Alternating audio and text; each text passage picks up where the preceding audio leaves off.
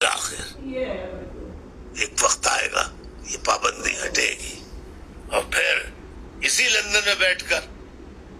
جب ایک عوامی جلسے کا اعلان کرے گا تو آپ دیکھیے گا کہ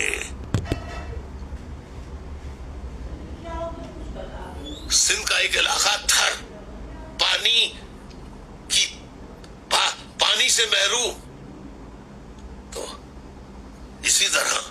سندھ کے عوام خصوصاً پاکستان کے عوام الطاف حسین کا خطاب، عوامی خطاب سننے سے تڑپ رہے ہیں، پیاسے ہیں، پیاسے. تو آپ دیکھیے کہ وہ جو جلسہ ہوگا وہ آپ انشاءاللہ خود ہی دیکھ لیجئے. آج بھی لاکھوں نہیں کروڑوں کی تعداد میں